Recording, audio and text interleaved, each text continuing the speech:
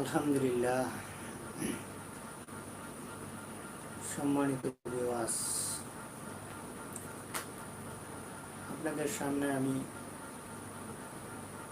এমন কিছু মূল্যবান লাইভে কিছু কথা বলতে চাইতেছি যা আমাদের অত্যন্ত জরুরি মনে করছে দেখে আমাদের বলতে হইতেছে এই কথাগুলো।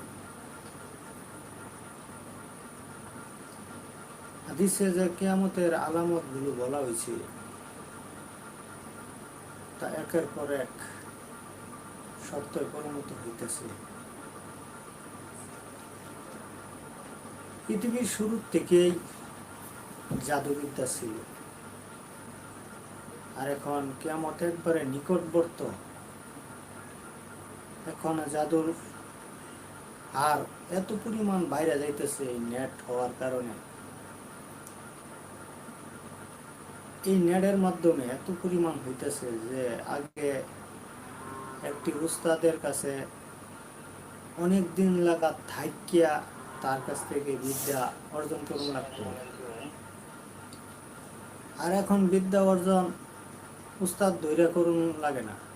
নেটে বই পুস্তকের মাধ্যমে, ডায়েরির মাধ্যমে, খাতার মাধ্যমে সব বিচ্চারিত লেখিয়া বাজারজাত করতেছে, বিক্রি করতেছে।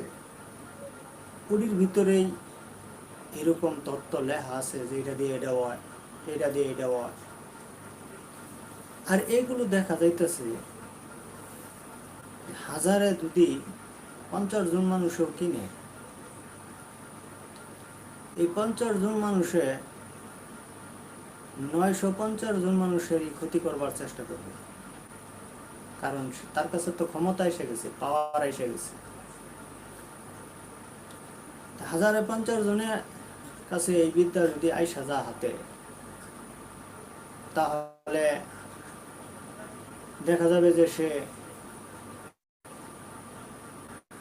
এই যে 950 জন মানুষ থাকতেছে, যে এর ভিতরে তো মনে করেন শত্রুতা থাকবে। শয়তান হইল যে একটু টোকাতে যদি কারো রাগ ওঠে, তখন তো ক্ষমতা আছেই, দেখা ক্ষমতা দেখা প্রতিশোধ নে কেমনে, এমনি যদি হাতে মারস মামলা হব, সমাজে হয়তো নেতা বাতাগর কাছে যায় বিচার দিব, তোর বাণিজ্য যেতে পারে।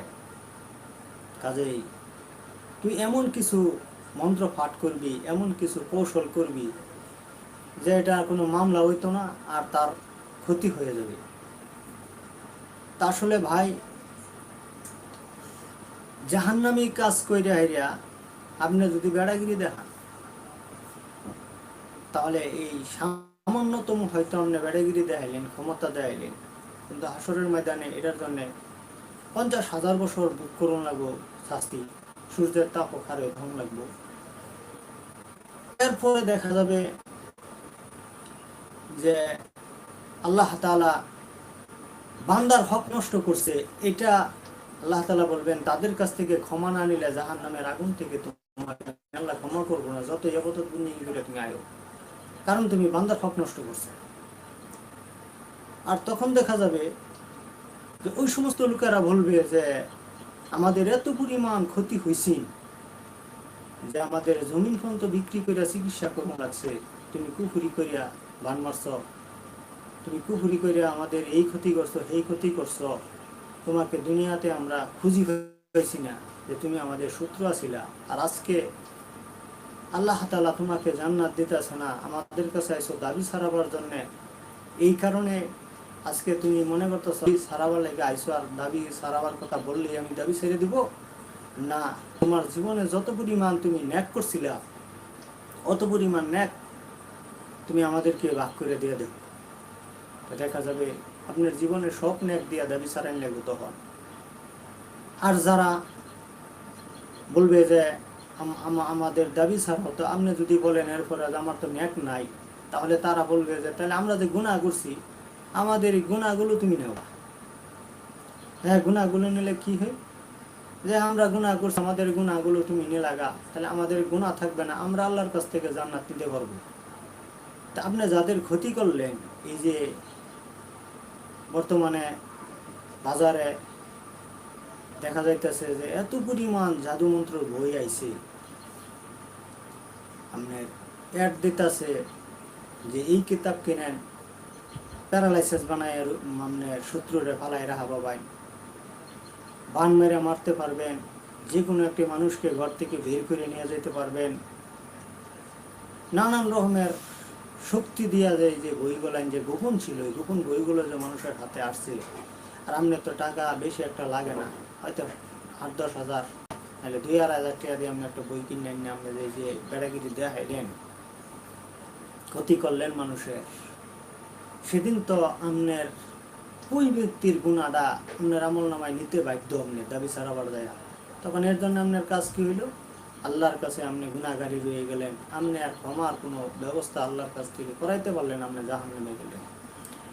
তা আমার ভিডিওতে মূল্যবান কথাটা হইল এই, যে যারা খারাপ হবে তারা ওয়াজ নসিহত শুনলেও ভালো হইতো না, কিন্তু যাদের ক্ষতি হয়েছে তারা, আমি নিজে দেখছি, যারা ইউটিউবে অনলাইনে যারা প্রশ্নের উত্তর দেয়া থাকে, যে সমস্ত বক্তারা জবাব দেয়া থাকে, তাদের কাছে এত পরিমাণ প্রশ্ন করছে যে হুজুর আমাদেরকে এমনভাবে জাদু করা হয়েছে, যেটিকে বলা হয় কালো জাদু, মারাত্মক জাদু, কুফুরি করে করা হয়েছে, আমরা অত্যন্ত কষ্টে আছি, অনেক ভুগতাছি। তা আমরা এরকম কিছু কবিরাজের কাছে গেছি, যে সেই কবিরাজক বলেন যে এটা কুফরি করা, তো কুফরি দিয়ে এটা কারণ লাগবো, আর নাহলে এটা জাদু নষ্ট করুন যেত না, এই জাদু ছড়েন যেত না। তো হুজুর কুফরি দিয়ে কি এই জাদু কুফরি কারণ যাব জায়েজ আছে নাকি? বক্তা জবাব দিছে যে আপনি কুফরি দিয়ে কুফরি কাটতে পারবেন না, কুফরির সাহায্য নিতে পারবেন না, কেননা যে ব্যক্তি কুফরি করে সেও অপরাধী, যে কুফরি করায় সেও অপরাধী। আপনার এই কুফুরির মাধ্যমে আপনার দেহের উপকারও সে বক্তায় জবাব দিছে যে করতে পারবেন না, কোরআন এবং গাছগাছরার দ্বারাই করা যাবে, আপনি এর সাহায্য নেন।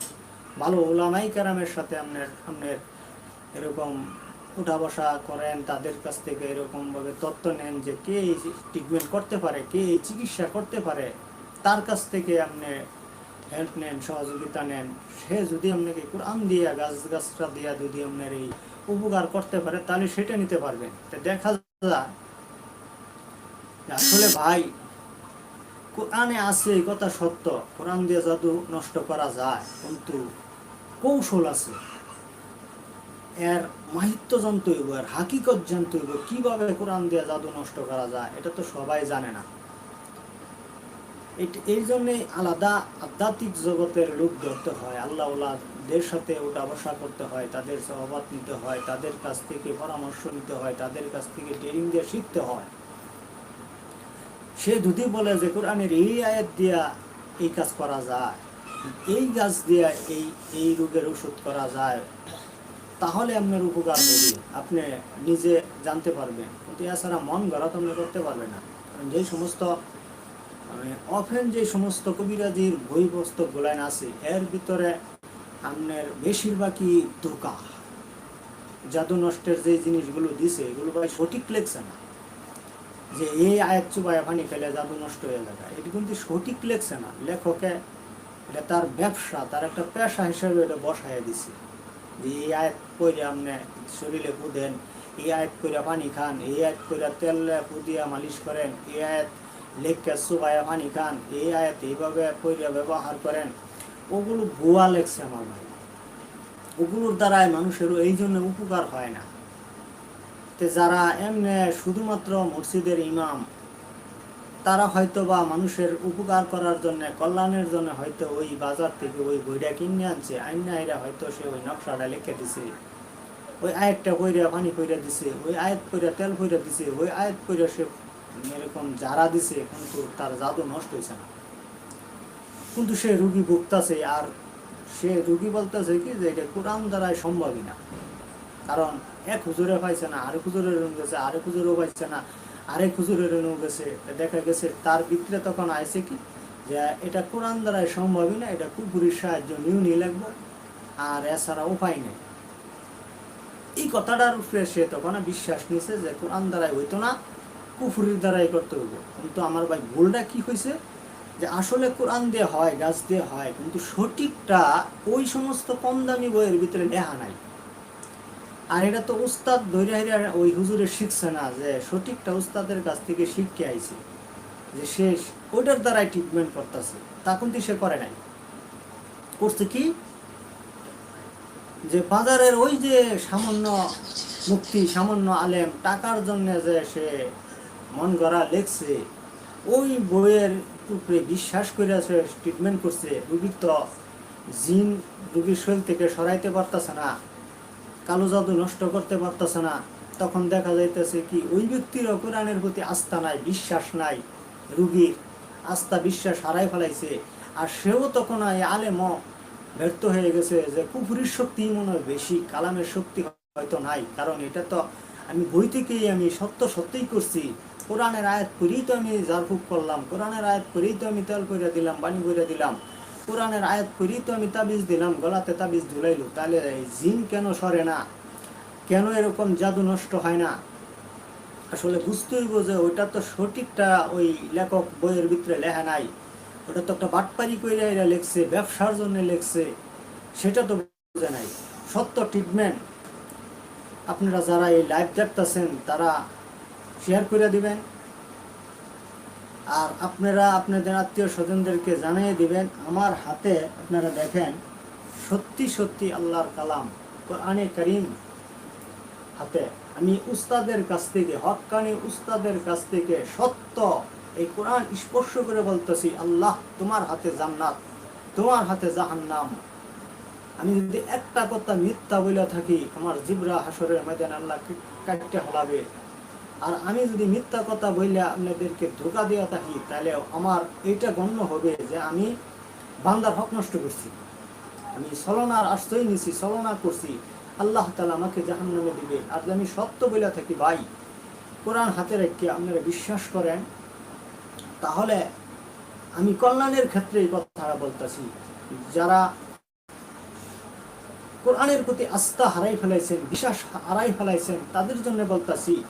যারা সত্যিকারে কোরআন দিয়া চিকিৎসা করতে চাইতেছেন, সত্যিকারে গাছগাছরা দিয়া চিকিৎসা করতে চাইতেছেন, আমি এই জন্য কোরআন হাতে নিয়ে স্পর্শ করে বলতেছি, আমি এই পবিত্র কোরআনকে বুকের সাথে লাগাই বলতেছি, আমার ভাই, আমি জিন ও জাদুর চিকিৎসা গ্যারান্টি আল্লাহ পাক ইনশাআল্লাহ। জাদু আপনার যেদিন থেকে আমাকে আপনি জাদু নষ্ট করার কাজ দিবেন, আর 10 মিনিটের ভিতরেই আপনার জাদুর প্রয়োগ করার পরে আর 10 মিনিটের থেকেই শুরু হয়ে যাবে, আপনার এই জাদু নষ্ট হয়ে যাইতেছে। আপনার দেওয়া যাবে যে 12 ঘন্টাও যাইতো না, আপনি ইনশাআল্লাহ সুস্থ হয়ে যাবেন। এবং এটা সম্পূর্ণ কোরআন দিয়ে করা হবে, সম্পূর্ণ গাছ দিয়ে করা হবে। এখানে কোনো কুফুরি নাই, যারা পরিমাণে কুফুরি নাই। আল্লাহ তোমার নামের কসম খাইয়ে কইতেছি, সত্য আমি কোরআন দিয়েই করব, গাছ দিয়েই করব, এর ভিতরে যারা পরিমাণ কোনো কুফুরি নাই। আপনাকে যত বড় জিনে ধরে থাকুক, আমি কোরআন আর গাছ দিয়ে আপনার চিকিৎসা করব, ট্রিটমেন্ট করব, ইনশাআল্লাহ ওই জিন রোগীর শরীর থেকে সরে যাবে, রোগীর শরীরে আর প্রবেশ করবে না। যত বড় কালো জাদুই করে তার পেটের ভিতরে ওষুধ খাওয়াইয়া থাকুক, এবং কি তার যত বড় ভাঙি মারা থাকুক, আমি কোরআন দিয়ে ট্রিটমেন্ট করব। তার বান জাদু যাই করে থাকুক, পেটের ভিতরে যে ওষুধই খাওয়াই থাকুক, ওষুধটা নষ্ট হয়ে যাবে। তার বান্ডা এরকম কাইটা দেওয়া হবে, নষ্ট করে দেওয়া হবে, রোগী আস্তে আস্তে সুস্থ হবে, রোগী আস্তে আস্তে সুস্থ হয়ে যাবে। তো এই কথাটি আপনারা বিশ্বাস করেন, এখনো আছে, কিয়ামত পর্যন্ত হক থাকবে।